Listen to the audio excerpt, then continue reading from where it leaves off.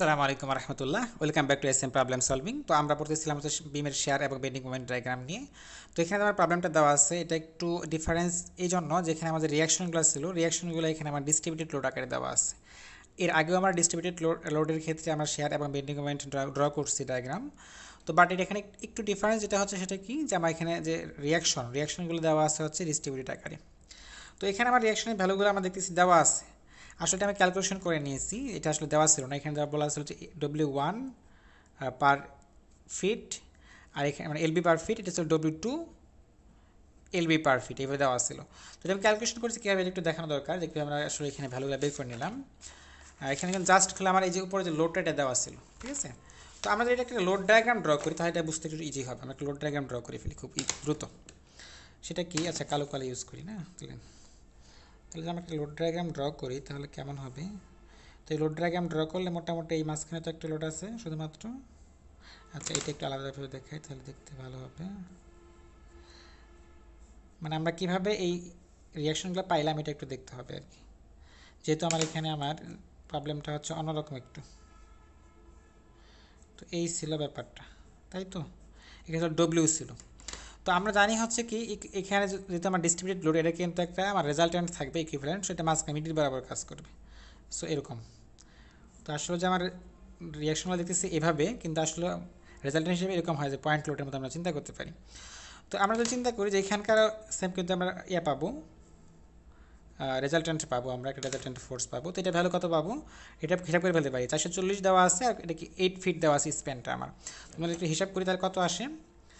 440 গুণ হচ্ছে আমার 8, 3520। সো এটা পাচ্ছে 3520 এলবি, রাইট। সো ডিস্টেন্স কত হবে, এটা মধ্যবর্তী, তার মানে কি 4 হয়ে যাবে। তো 4 আর এখানে কত 2, তাহলে 6 কিন্তু মোট সব কিছু মিলে আমার ডিস্টেন্স হচ্ছে কত 6, যদি আমি ভুল না করি, ঠিক আছে।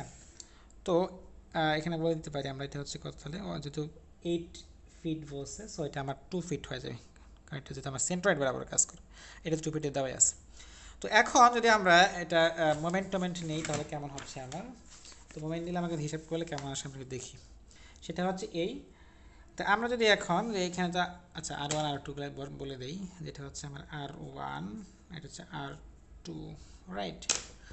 সো এখানে আমি আগে বলছিলাম যেটা ভ্যালু দেওয়া ছিল কত ডব্লিউ, এটার ডব্লিউ এলবি পার ফিট, এটা W2 এলবি পার ফিট দেওয়া আছে। সো এখন এটা কিন্তু আমরা এভাবে লিখতে পারি যে যেহেতু এটা মিড পয়েন্টে কাজ করতেছে।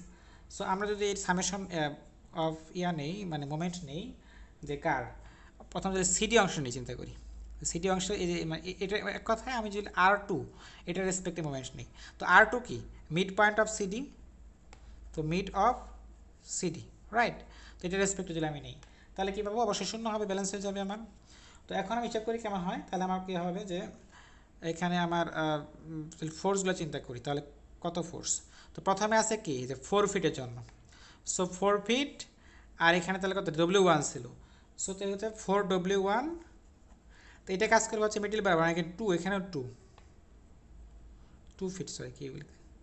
তাহলে এখানে মোট ডিস্টেন্স কত হচ্ছে আমার, মোট ডিস্টেন্স হয়ে যাবে, এখানে যদি চিন্তা করি এখানে হচ্ছে 1, কিন্তু এটু কিন্তু হচ্ছে আমার, এটাও কিন্তু যেহেতু আমার 2 ফিট টোটাল, সেটা অর্ধেক হয়ে যাচ্ছে। সো এখানে 1, এখানে হচ্ছে আমার 2 আর 2, সরি 2 না, এখানে আমার আসলে 4 দেওয়া লাগছিলো। সো এটা 8 থাকুক, তো মোট করেন 3, মানে 11 হয়ে যাচ্ছে। সো 4W1 টাইমস হচ্ছে 11। তো এটা মাইনাস কী হবে, আমরা যদি চিন্তা করি এটা হচ্ছে এইভাবে ঘোরাচ্ছে ক্লকওয়াইজ, এটা আসলে নেগেটিভ হইতো, এটা পজিটিভ হয়ে যাবে। সো এটা হচ্ছে কত 3520, আর টাইমস কত, এখানে যদি চিন্তা করি এখানে 4 আর এখানে হচ্ছে আমার 1, তাহলে 5, সো ইকুয়াল টু 0। সো এটা হিসাব করলে কত আসে W1, তো হিসাব করলে আমরা W1 পাচ্ছিলাম হচ্ছে 400 এলবি পার ফিট। তো এটা আমরা কিন্তু লিখে দিচ্ছি W1 400 এলবি পার ফিট, এটা আমি বলছি যে ক্যালকুলেশন করে নিচ্ছি আমরা আগেই। তো এরপরে সেমভাবে আমরা W2টা ক্যালকুলেশন করতে পারি, এটা আমি দেখাচ্ছি না, এবার হুবহু সেম প্রসিজার আমি ফলো করি, তাহলে W2 পাবো হচ্ছে আমরা 960 এলবি পার ফিট। হুবহু সেম প্রসিজার আমরা অ্যাপ্লাই করি। তখন আমরা কী করবো, মিড অফ এবি নিব, যদি এবির মিড নেই তাহলে মিড পয়েন্টের রেসপেক্টে যদি মার্ক করতে আর এটার রেসপেক্টে যদি আমি মোমেন্ট নেই, এটা খুব ইজিলি ক্যালকুলেশন, এটা আমার তেমন কিছু না। তো এখন আমরা শেয়ার ফোর্স আর বেন্ডিং মোমেন্ট ডায়াগ্রামে চলে আসি। তো তো এটা করার জন্য কি করতে হবে, আমি আগের যে প্রসেস সেটাই ফলো করি আপাতত। তাহলে প্রথম হচ্ছে আমার এই লোড কার্ভ, দুটি কিন্তু লোড কার্ভ। সো এই পাশে চলে আসলে এরকম প্রজেকশন নিয়ে নিলাম আগেই। তারপর ধরি এটা হচ্ছে আমার এর জন্য, শেয়ারের জন্য, এদিকে ধরি হচ্ছে ভি, তাহলে কি হবে এলবি, রাইট। সো আমরা তো এরিয়া মেথড জানি, সো এখানে এরিয়া মেথড আসলে অ্যাপ্লাই করব আমরা।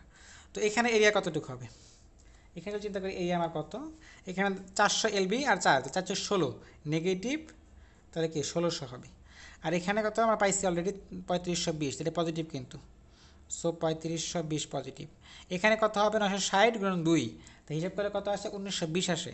সো এটা কিন্তু নেগেটিভ 1920। তো আমরা জানি হচ্ছে লোড ডায়াগ্রামের যে এরিয়া, এটা হচ্ছে আমার বেন্ডিং, শেয়ার ডায়াগ্রামের হচ্ছে চেঞ্জ, ঠিক আছে। তো আমার এটা শেয়ার, আমরা জানি শেয়ার ডায়াগ্রাম শুরু হয় শূন্য থেকে শুরু হবে, শেষ হবে শূন্যতে। এখন আমার দিলাম এ পয়েন্ট থেকে বি পয়েন্টে আসি। আচ্ছা, এই পয়েন্টগুলোর আমরা করেসপন্ড নিয়ে নেই, নাহলে আবার ঝামেলা করবে। যাই হোক, তো আমাদের এ পয়েন্ট থেকে বি পয়েন্টে যাই, তাহলে কি হবে, এ পয়েন্ট থেকে বি পয়েন্টে গেলে আমরা চেঞ্জ করতে মাইনাস, সরি আমি মাইনাস বলতেছি কেন, এটা কিন্তু লোডটা উপরের দিকে, এটাই কিন্তু পজিটিভ, এটাই কিন্তু নেগেটিভ, পুরো উল্টা করে ফেলছি আমি জিনিসটা। কারণ আমরা লোডটা কিন্তু উপরের দিকে হয়তো কিন্তু এটা পজিটিভ হবে, আর এটা কিন্তু লোডটা নিচে দিবে। সো এটি কিন্তু হয়ে যাবে আমার নেগেটিভ উল্টা, ঠিক আছে। এটা কিন্তু আবার পজিটিভ হয়ে যাবে, আমি কিন্তু একটু ভুল চিন্তা করে ফেলছি। যাই হোক, সমস্যা না, দ্যাটস নট ম্যাটার। যাই হোক, এখানে চেঞ্জ হচ্ছে 1600। সো এখানে হচ্ছে আমার এখানে কিন্তু এক্স এ পাওয়ার 0, সো আমার এখানে এক্স এ পাওয়ার 1 হবে। সো 1 ডিগ্রি একটা কার পাবো আমি 1600 ধরি, আমরা এই জায়গায় ধরি। সো এখানে হচ্ছে 1600, তো প্লাস 1600 হচ্ছে আমার চেঞ্জ। এখন যদি আমার বি থেকে সিতে আর চিন্তা করি, সরি হ্যাঁ সি, বি থেকে সিতে চিন্তা, তাহলে পরিবর্তনটা কতটুকু হচ্ছে আমার, তাহলে এখানে হচ্ছে পজিটিভ 1600 আর নেগেটিভ 3520, সব কিছু যদি আমি হিসাব করি তাহলে কত আসে, পজিটিভ 1600 মাইনাস হচ্ছে আমার 3520, তাহলে আমরা পাচ্ছি হচ্ছে 1920, এটা কি নেগেটিভ 1920।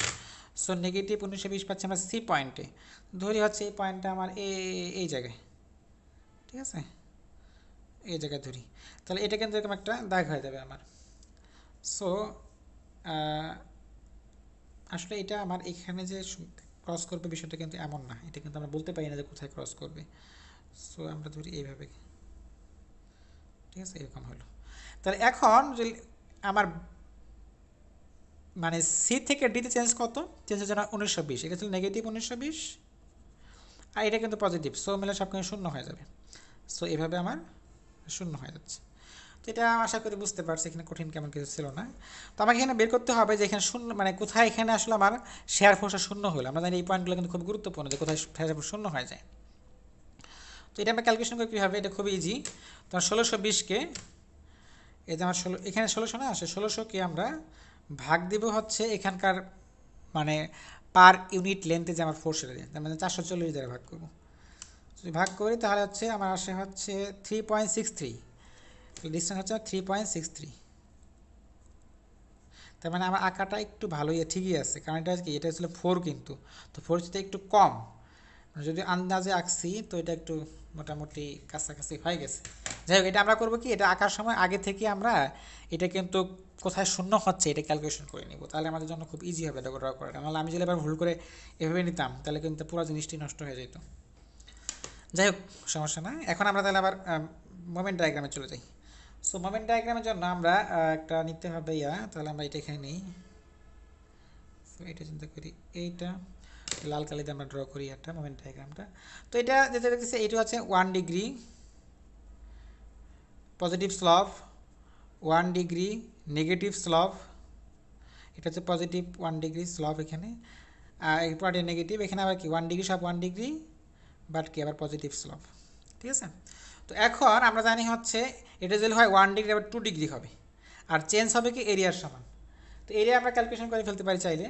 তো এরিয়া ক্যালকুলেশন করলে আমরা এইটুকে পাবো কত, এখানে এরিয়া যদি ক্যালকুলেশন করি তাহলে কত হবে, এইটুকু হচ্ছে আমার 4, তাহলে হচ্ছে হাফ ইন্টু 4 ইন্টু হচ্ছে আমার 1600, সব কিছু 3200 আসে, তাহলে পজিটিভ 3200। কিন্তু এখানে কি পজিটিভ আসবে, এখানে যদি চিন্তা করে হিসাব করলে কত আসবে আমাদের, হাফ ইন্টু হচ্ছে আমার 3.63 গুণন কত, এখানে হচ্ছে 1600।